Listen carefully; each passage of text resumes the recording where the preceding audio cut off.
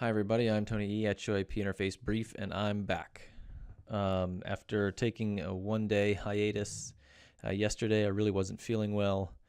I seem to have come down with vertigo, which is something I had never experienced before. It made me extremely dizzy, and I had to leave work and come straight home. And that's very uncharacteristic of me.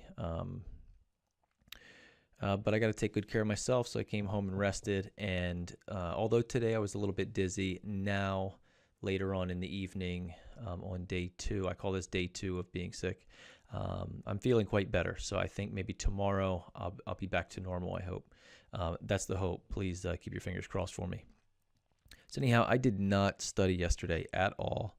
I didn't vlog at all. I didn't do anything. I laid in bed and I got on social media a little bit.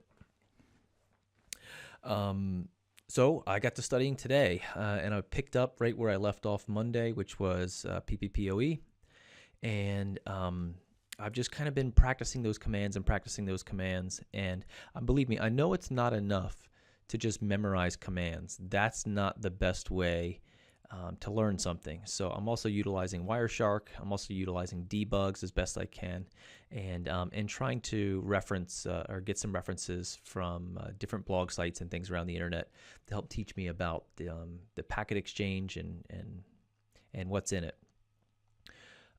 So I built a small topology, and again, I'll try to keep all the topologies that I build for all the various labs up on the public Dropbox.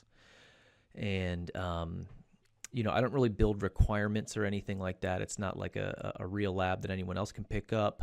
But if you want to download the topology and just sort of play with it, you can.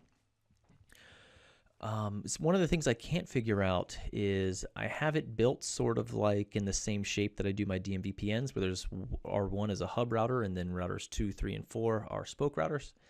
And I can't figure out how to get PPPoE to ping from spoke to spoke. Even though they're connected to a multi-access segment. So I don't know if you would ever actually need to do that in production or in the real world. I'm not sure. I don't actually have never actually used PPPoE in production, so this is strictly a lab thing for me.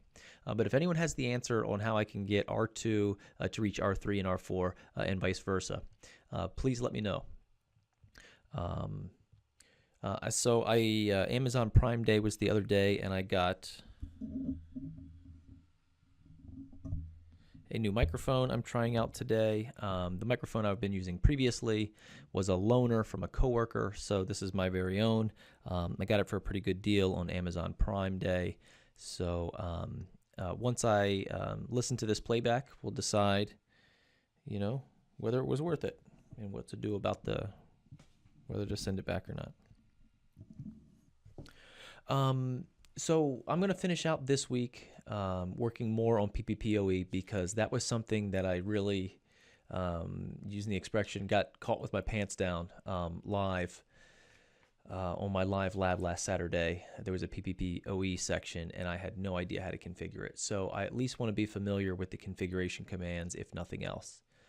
So I'm going to continue working on that. Also, I'm still continuing to shake out the OSP authentication. I just want to be completely tuned up on that. And I haven't touched DMVPN since we started this 100 Days of Lab. Here we are, day 14 since 7 days ago. So I think it's time I start to dive back into DMVPN and start to build the technologies on top of them.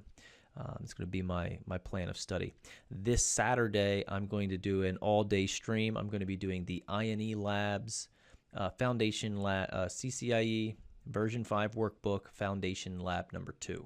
So if anyone wants to go buy their workbook, you can. That's on INE.com. I think it's $2.99 for a workbook. So I'm going to be utilizing that workbook to do some live labs. It'll be Foundation Lab 2, so I'm pretty excited about that. So that's why I kind of want to make sure I'm up to speed on PPPoE, so that doesn't slow me down. All right, so I wanted to let everyone know I'm feeling better. I'm getting back into the swing of things. I'm trying my best to work around this sickness, and I'll see everyone tomorrow. Thanks.